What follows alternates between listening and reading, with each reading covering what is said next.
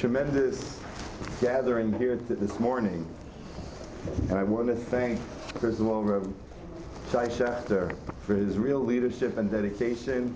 Sends out the email and works on literally every detail of this conference, but especially just for having the vision of having an opportunity for so many of the Rabbanim to come together.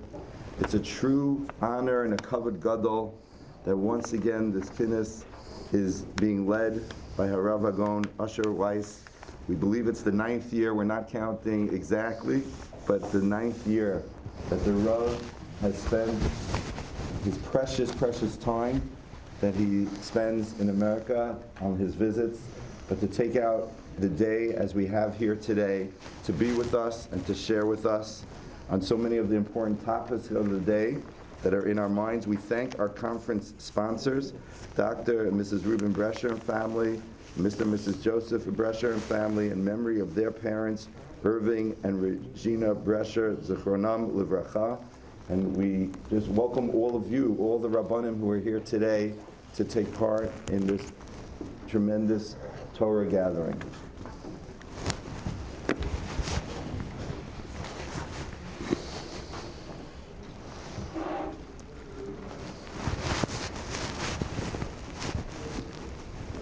So whenever people thank me for dedicating my precious time to an important endeavor, I say my time is precious because I dedicate it to important endeavors.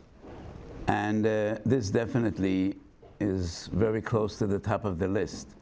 And I profoundly thank my dear and dearest friends, the Rabbanim of this beautiful community.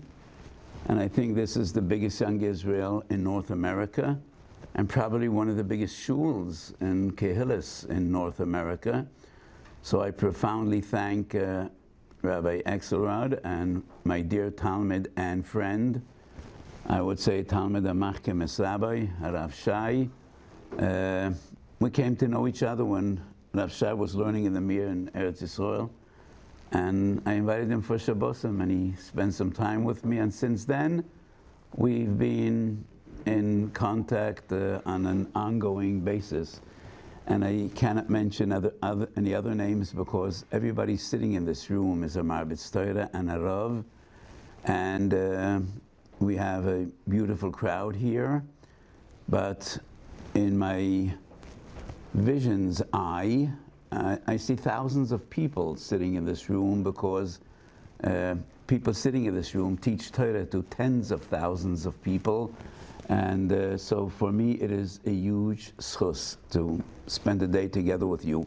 And I hope it'll be productive and fruitful, and we will discuss some very important topics with a focus on relevant and timely topics, which we as Rabbanim deal with.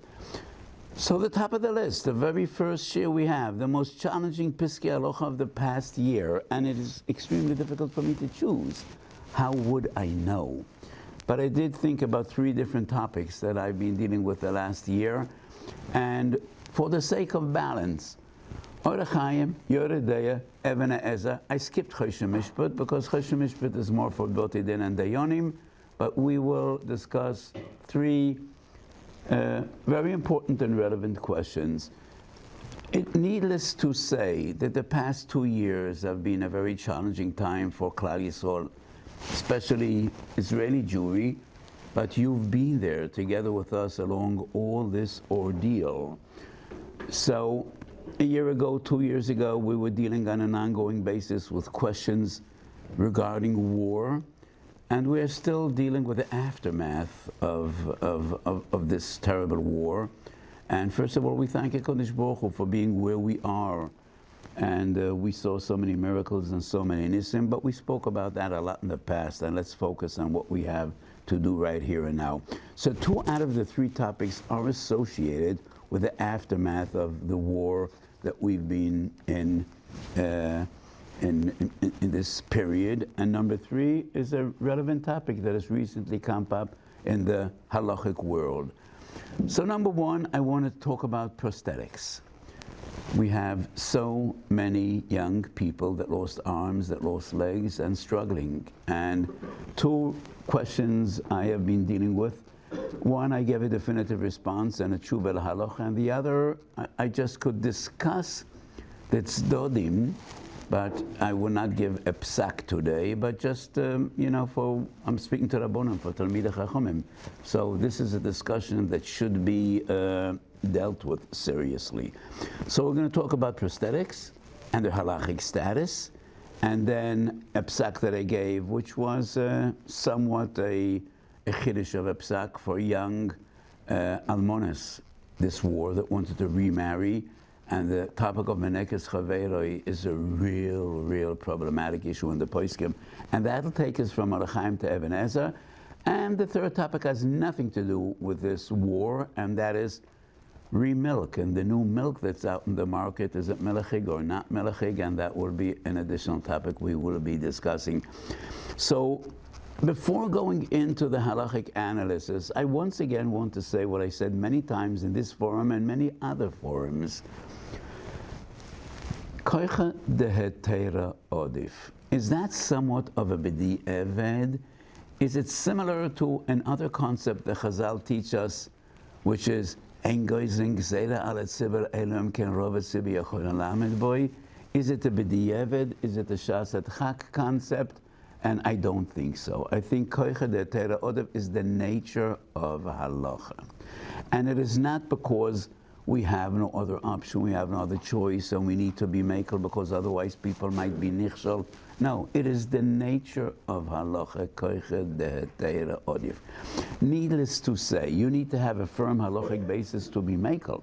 Koicha dehetera odif doesn't mean that you could do whatever you wish just to make life easier and more pleasant for people, but it is what we need to try to do. So the Gemara at the beginning of Masechet Brochos talks about the greatness of David HaMelech, and David HaMelech says, Lo kesha melochem, I'm not a king like all the others, I am a servant. And that brings to mind the Gemara in Chagiga, Lo yisror ani noisen lachem avdes ani noisen lachem, and David says, Yodai melech lochis b'shvir uv'shilyo letayer isho lebala. One of the Rabbanim in Hungary was a very choshev Rav. His name was Rabbi Yitzchak Weiss. Not related, I'm not that family, and was the Rav in Verbo. And he writes, I heard in the name of the Noida B'Yehuda that the Noida B'Yehuda was Medayik, Koicha de Yodem Melachlochis B'Shvira B'Shalya, not Ha'im Letaher Isha Labala, but rather Letaher Isha Labala, which means in Hilchas Neder, when a question came up, David HaMelech didn't complicate, is this mutter or osar?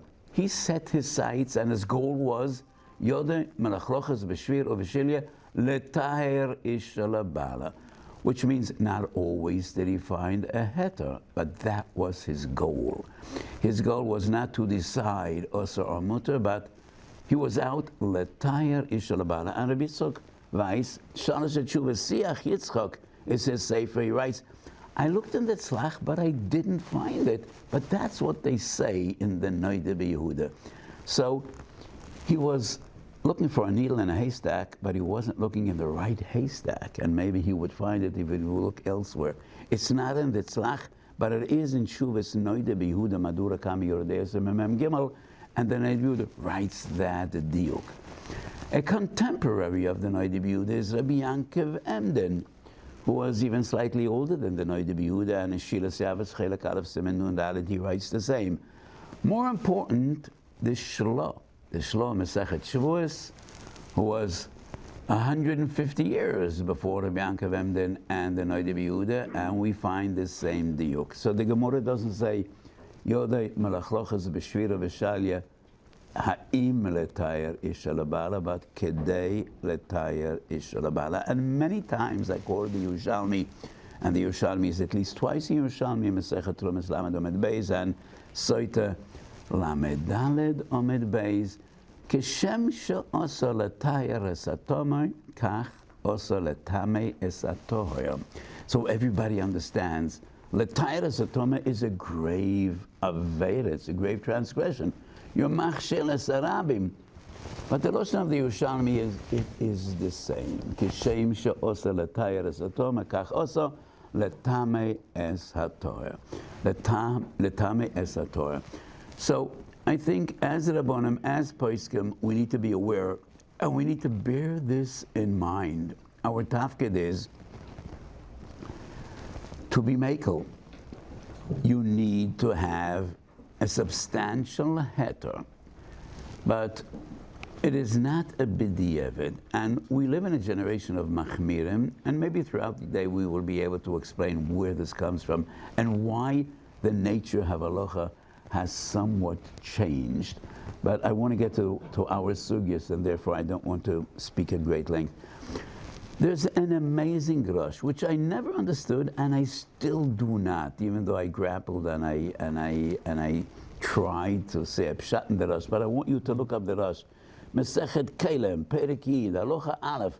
And the Rosh discusses a topic which is not relevant to our discussion today. But the Rosh writes that a person should be machmir afal pi shehu emes hi lehefach. And I never understood this Rosh. Afal pi shehu emes hi lehefach. Chesoma shel HaKadosh Baruch Hu emes. And emes is more important than anything else. And how could the Rosh write a person should be machmir afal pi shehu emes hi lehefach? So we have a concept of midas chasidus. Kadesh atzmachu b'mutar lecho. But the Rosh does not seem to be talking about the individual and kedusha and chasidus, taking upon yourself precious yeseda. He seems to be talking about darkei hapsak. So tzorachiyun. But that Rosh doesn't change my opinion, because sometimes you encounter something that is just tzorachiyun. I just mentioned this because I want you to look it up, and if anybody has a pshat in the Rosh, or if you find a source that deals with this Rosh that I am not aware of, please let me know. So 1, 2, 3, and if we won't have time to go through all these two sigas, we'll try throughout the day to come back to them. Prosthetics. I know so many young soldiers that lost arms and legs. And I'm also closely involved and helpful with some other people that need prosthetics, not as a result of the war, but car accidents and others. So one question that came to me, a kohen that lost an arm, could he be oile leduchan? Which is an interesting question. Is nesias kapayim ma'akev? Obviously, yes. So it's exesakosa v'yisa aran es yodo v'yavorchem umekan shetzirich nesias kapayim. Shvus Yankim in an amazing tshuva, and the Radbaz say nesias kapayim. They're dealing with amida. Is amida ma'akev? And they say amida is only lechatchela. Amida is the same source as nesias kapayim. Aran HaKohen in the Beis Mikdash stood. But the Noida B'Yud and the Pona Me'iris and many others say Ein halachic kemoisa, and the Pashtas halacha amida is ma'akev, and you can't sit in a wheelchair and be noisei kapayim, and nesias kapayim is ma'akev. But the question would be, one hand, would that be enough? If the source is v'yisa aran es yoda v'yavorchem, then you need two hands.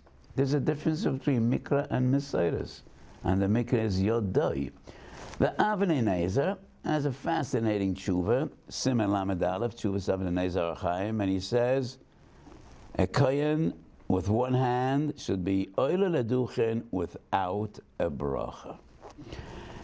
So many times when I quote the Avnei Nezer, I say the Avnei Nezer had a split personality.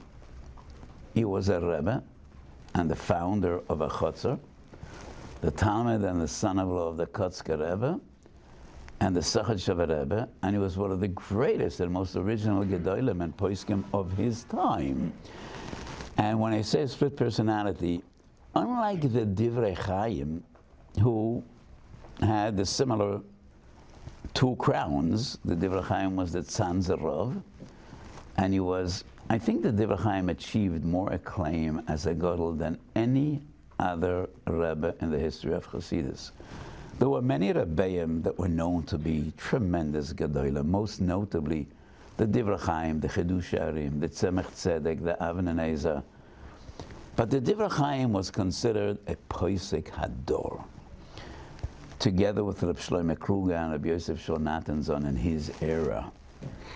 The others were known to be tremendous Lamdonim, but anyway, the Avnei Nezer, many of his tshuvas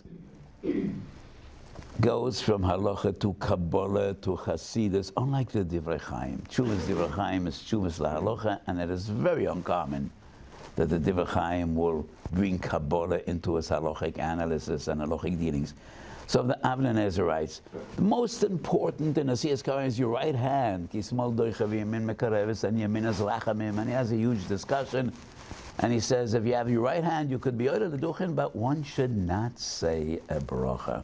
And in the tshuva I wrote, I asked, well, interesting, why doesn't the Avnei Nezer recommend what he recommended in a different tshuva in Siman Shin Pei Gimel regarding morer pochas mikazayis? Orach Chaim Shin Pei Gimel, the Avnei Nezer brings the meaning of Galicia.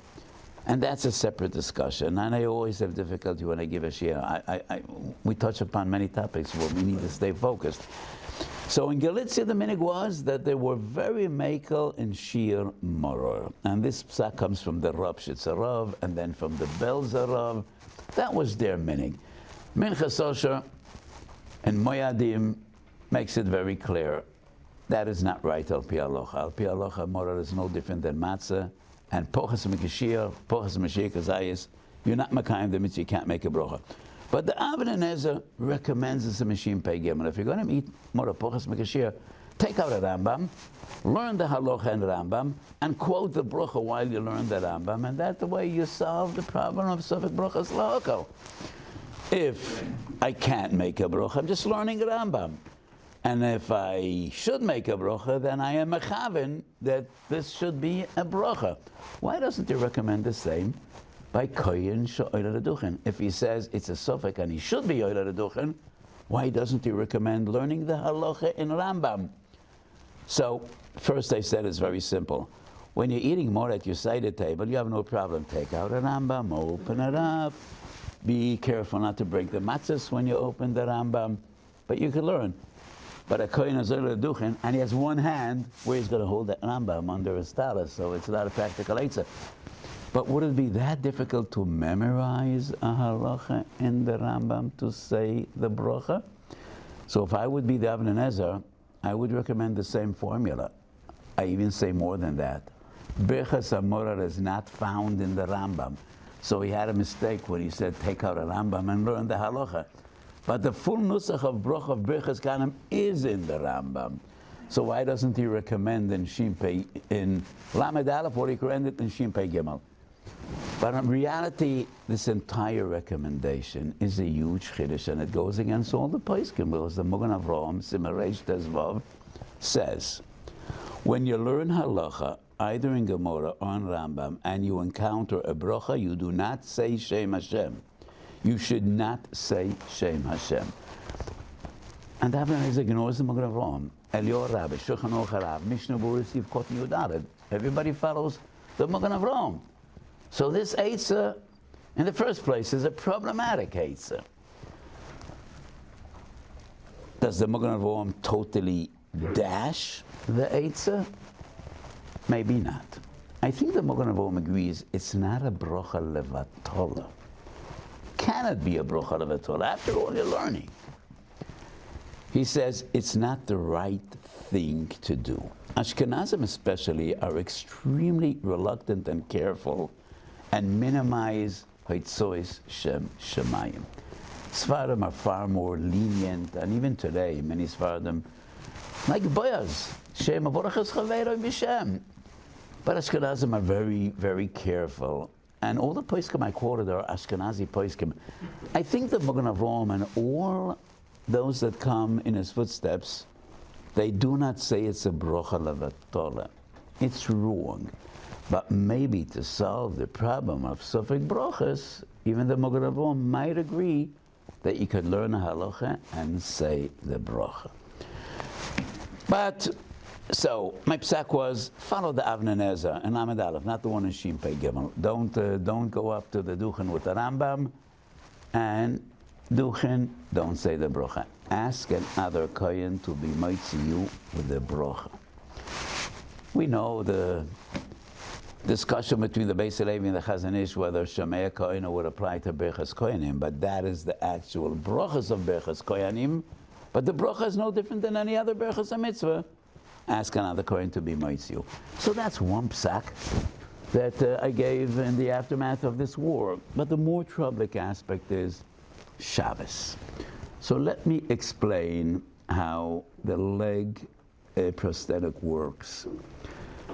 Once upon a time, all the prosthetics were dumb prosthetics, and just a piece of wood dangling from your leg that made it somewhat more comfortable to walk. Today, modern prosthetics are extremely sophisticated technology, and there is a very advanced computer, especially prosthetics that are above the knee. And that computer measures the length of your stride and exactly to copy your healthy leg, and it is computer-based. Would there be any heter to use a leg prosthetic on Shabbos? Why is it important? Well, it's extremely important because these prosthetics enable people to walk naturally. It's anything but natural, but you walk normally. And there's a young lady that lost both legs in a terrible bus accident, and I've been very close to the family and supportive for the past few years. And she came to visit me recently walking as if normal. And this is very advanced technology. If we will paskin that Shabbos you can't use this prosthetic, it definitely will terribly diminish the oinig Shabbos of these people. Especially after all week they could function normally, and Shabbos they will need to be pushed around in a wheelchair. Once upon a time, if you didn't have a leg, you got used to your wheelchair, and that's the only way you got around. But in this Baruch Hashem, in this modern day and age, and these people function normally, and they walk, and if Shabbos they will need to get back and sit in their old wheelchair, which will be taken out of the Beidim, that will extremely diminish their personal Einik Shabbos. Well, you understand that that's not a psak, but maybe that would define the situation as a Shas Tchak. And Shas Tchak has certain rules. If it would be defined as Shas Psak, what would be, if at all, Stodem Lahakel? 100 years ago, one of the Chachmei Yerushalayim, Rabbi Yankov Malchan, published his Sefer Shvisas HaShabbos. And he has a huge discussion, which is not new, but he brought it to the forefront and put together many sources. Most notably, a source that is, not many would consider it a halachic source, and that is the Ralbag ala Torah. Probably some of you are familiar with the Ralbag. The Ralbag was one of the Rishonim, maybe the most controversial of the Rishonim, and his sefer is called Melchamas Hashem. We have two Melchamas Hashem. One is the Ramban and Shas, but the sefer of the Ralbag has the same name. And some of the Rishonim called his sefer Melchamas al Hashem, because he has a very unique derech in his commentary ala Torah. He was a philosopher. And the Shvisas HaShabbos quotes the Ralbag that anything that is natural cannot be considered a malacha. So let's go to the fundamentals. Whenever you eat, essentially, chewing food is toichen. But everybody would understand that's not melechas toichen. It's eating. So that is something that is 100% natural. The malacha is natural, the result is natural, and this cannot be a question at all. If you have a mitzvah of Shalashudas and Lechem Mishnah, so obviously it's mutter to eat on Shabbos. How far does this go? So the concept of Meleches Boirer has three conditions. And it is only under these three conditions that it is acceptable on Shabbos. It needs to be Oichel Metoch Psoiles, Biyad Velo Bekli La'alter. Biyad Oichel Metoch Psoiles could be defined in a way as Derech HaMalocha. It's not Kalachiyad, but it is somewhat similar to Kalachiyad. What's the heter of La'alter? Why would it make a difference? Why would immediacy have an effect on halacha? So the Ran writes, and I think that is a simple interpretation of this halacha. If it's la'alter, it is derech achila, and therefore it would not be defined as meleches avoida. So this is an extension. It is not only the etzem act of achila, which cannot be defined as a malacha, but we go one step farther, the boirer, which is in your plate, it's not in your mouth, but that is derech achila, and therefore it would not be defined as a malacha, on the condition that there are two more stipulations added on, which is biyad and oichel metoich psoiles. Tshuvas Arosh, Chal Chov Beis Sementet, once again dealing with boirer, and he says, if you have some unwanted elements in your wine or in your water, and you cover it with a cloth, and you drink through that cloth, that would not be boirer, because it is b'shas achila. So this is an additional extension of the fundamental idea that achila cannot be considered a malacha. So we have two extensions of this halacha, because in the case of the Rosh, it is not the normal way of drinking. You're using a cloth to do meleches boirer. Rabbi Simcha, the Or Sameach, asks, what is the heter to nurse a little baby on Shabbos? That little baby is over on a malacha dioraisa. Choylev is also, you cannot milk a cow on Shabbos. That is a malacha. Which malacha is a discussion. So how could you nurse a little baby? Well, a baby obviously is potam in a mitzvah, but lo yisafina lebiyadayim. So his mom is sofer lebiyadayim. The Mishnah Berurah, the Or Sameach, says, well, that is obviously pikuach nefesh. So if the mom knows what is the minimum this child will need on Shabbos just to be healthy and well, does she need to be mitzamtzim? And if she nurses her child more than he obviously needs, would that be an iser dioraisa of lo safina lebiyadayim? Comes along Reb Shlomo Zalman, and I always push it to me. That's the way little babies eat. So just like chewing food cannot be defined as a malacha, so when the Gemara says in Kuvas of Samer, Gorneya Chioinik, that's not natural. People don't suck the udder of a cow. You milk cows. So that is a malacha. And the heter would be Kalacha Yad B'Mokom Tsar. But for a little baby, that's the way babies eat. So it cannot be defined as a malacha at all. And this brings us to a huge extension of this comment, which I do not feel comfortable with, but I'm just bringing it up for discussion. So the person wearing this prosthetic, all he or she is doing is walking. Not pressing a button, not doing any special activity which will activate a system. All he is doing is walking.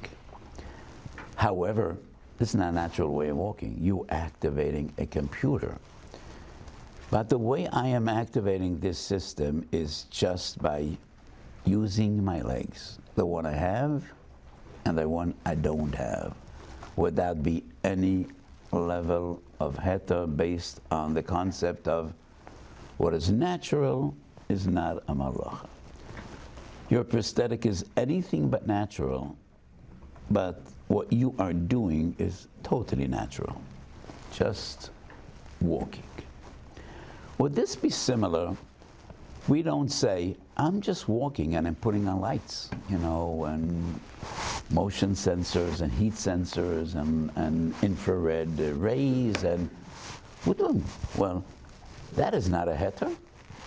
I don't think any reliable Pesach says, yeah, you could walk into a room with clear intention of getting the lights on because all I'm doing is walking. Maybe there would be a difference between something that is external and something which is as if part of my body.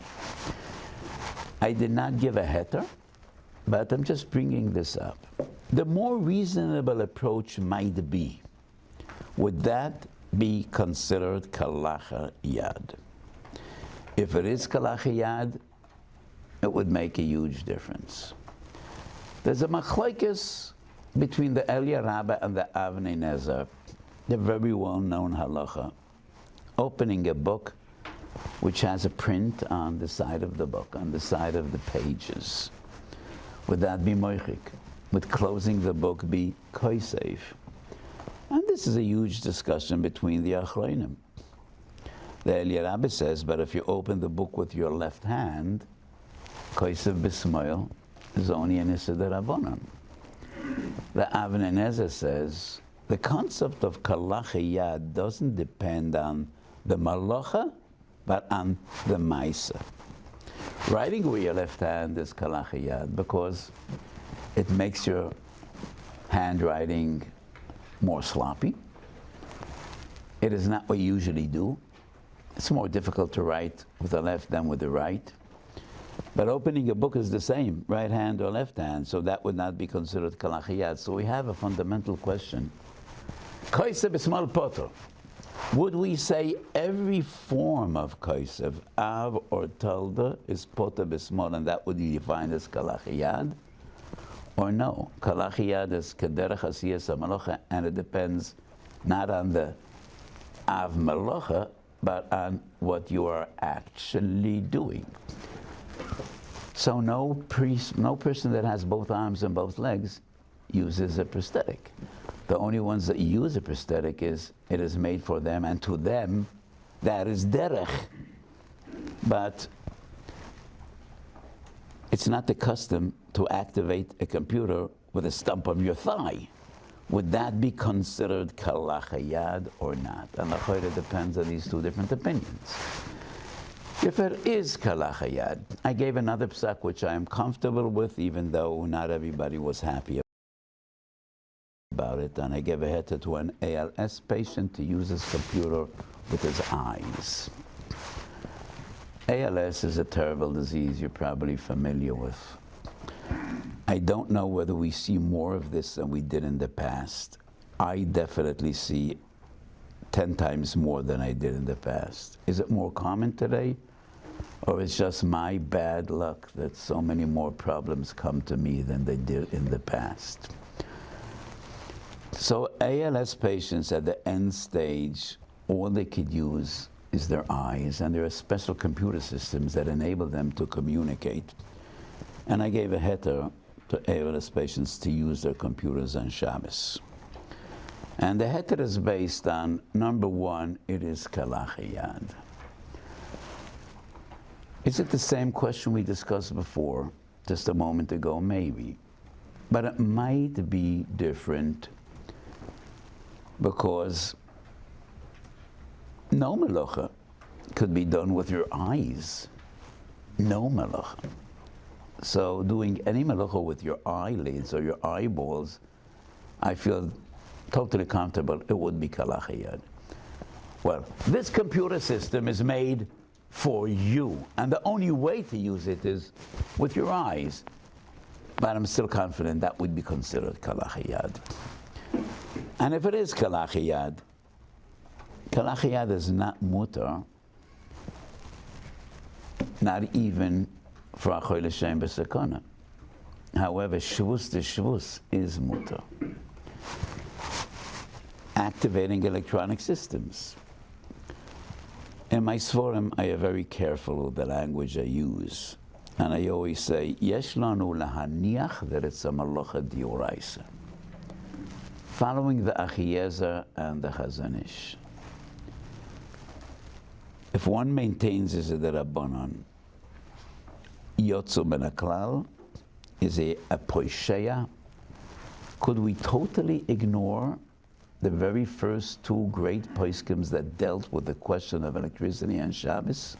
The two giants of yore, the Beis Yitzchok and the Marsham. Beis Yitzchok Yoredei Chelik Beis B'Mefteches Simen Lamed Aleph and the Marsham Reish Mem Zayin Chelik Beis. If you don't find it in Reish Mem Zayin Chelik Beis, turn another page, because there are two Reish Mem Zayins in Chelik Beis, and I think it's the second one, not the first one. And they maintain closing an electrical circuit is a Rabbanon.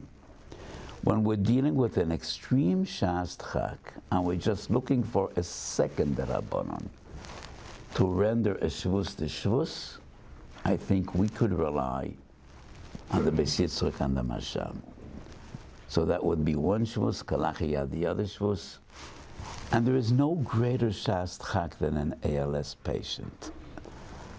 To us, it's hard even to imagine the pain of a person that's locked into his own little black world, totally intelligent, without the ability of communicating and saying, scratch my head, touch my foot, do something for me, and he cannot communicate. That's that the heter I gave. I do not think the level of desperation of a person confined to a wheelchair is similar to an ALS patient that wants to communicate. But I'm just saying, if this would be considered kalachiyad, and we would rely b'shas adchak on the Beis Yitzchok and Marsham, that might be a more reasonable Pesach Kula than relying on the Ralbag and the Shlit Shabbos, which is more problematic. So this is just a discussion and not a definitive psak. Number one. I think our time is short. Please tell me when I need to stop this session. Number two, there were so many young almonas that were desperate to get married. In my service to the security establishment in Israel, and Baruch Hashem, I see this as a schus and an obligation, whether it's the army or the Shabak or the Mossad or the police force. And recently I met with the Mishmar HaKnesset, which is an independent security establishment. And we discussed Shmira on the Knesset and Shabbos. So Shabbos, no activity going on in the Knesset. It's closed down. But there still is a threat of Shabbos because the Knesset would be a prime goal both for terror and for theft, because there are a lot of confidential documents being in the computers in the Knesset. So they came to discuss, questions of security on Shabbos. So, and I am very careful. I do not like what some more Datilo Mirabonim say, that sovereignty, expressing sovereignty might be a halachic basis for kula or for pikuach nefesh, and I say we need to stick to our old halachas. If it is pikuach nefesh, we'll be lenient. If it's not pikuach nefesh, we will not be lenient.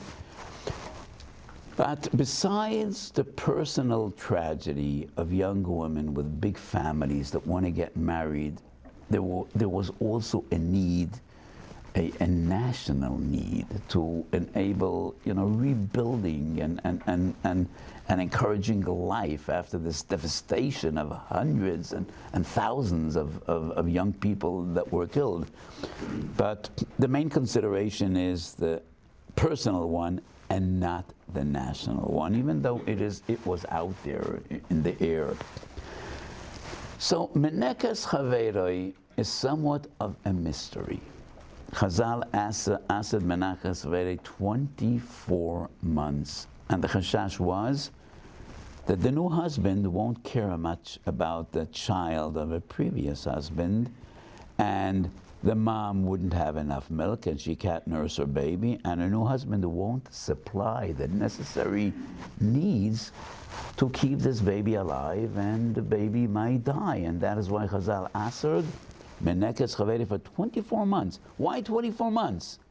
Because 24 months, that is the time that babies need mother's milk, and that is misolekes damim. And throughout the ages, many Gedolim said, could we change this halacha, which seems so unreasonable, especially in modern days? How much does it cost to feed a little baby? So in the days of yore, it was beitz and v'cholav, eggs and milk. Today's formula, filling up your tank one day to drive might be enough to keep this baby going for a week or for a month. But the poskim are extremely machmir in this halacha, from the Chassam Sofer down to the hiyoםhashulchan. And I wrote an interesting principle in one of my halachas. Dafka those halachas that seem so strange, the poskim are very machmir. And maybe in some other realm of Kabbalah, there are additional reasons. So that's a famous Maser Rav regarding Gilui, which, I always have problems in these shiurim. We could go on for hours, but I need to. So I many times say, we'll have opportunities in the future. I don't know how many, but we hope we'll have many, many, many more opportunities. So is this a reasonable argument? Maybe there are additional reasons in Kabbalah. That's the famous grove by Gilui. And I never understood the grove. So there's no point in any halachic discussion. What do we do in every tshuva? We take halacha, we analyze the reasoning of the halacha. Is it applicable? Is it not? Are things different? And that's the way we paskin. If on every derabono we need to say there are additional reasons we're not aware of, then you could never give a psak and you could never give a kula. But I do think, dafke in these halachas like menekes chavere, which are so unreasonable, we need to be very careful. So the poskim are extremely machmir. And the fundamental question is, do we say in this halacha, zil bosar tama? Reasonability. Is the chashash still relevant? Or do we say, like in many other gzeres chachamim, the rationale is no longer important. Masha gazru gazru. Big machlokes rabbeinu tama bis Yosef. Ein metapchen ve'ein meragden. Ein ono bekiyim betikin klei shira. Bis Yosef says, but this is a gzeira. And I brought 7 different halachas in the poskim, which we are makel in certain circumstances by menekes chaveroi. But my psak was a chiddush, and I share the chiddush right now with you, and that is the din of reish galusa. Ksubas dav samach. We learn Rab Nachman shura leila reish galusa de lo hodar bahu. So if this woman didn't have enough milk, she couldn't nurse her baby, and she gave it to a menekes, what would be the chashash? There's another woman nursing the baby. But Chazal say, maybe she will backtrack. And at some stage she will say, no, not willing to do this anymore. And the child will once again his life would be in jeopardy. But the Gemara says, if the mother of this child belongs to the family of the Reish Galusa, then there's no chashash. Because no menekes would dare to say, I'm not going to do this anymore, out of fear for the most powerful family in Bavel, who was the Reish Galusa. So I say, in Israel, when the government pays 2,000 shekel for every baby of a war almana, would that be less reliable than the Reish Galusa?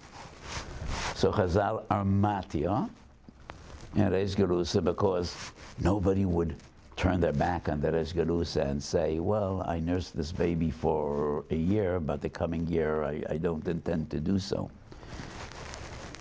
Even a woman nursing a baby of the Reish Galusa family could still say, I have a medical problem, I don't have any milk anymore, she could find a lot of alibis to say I can't do this any longer.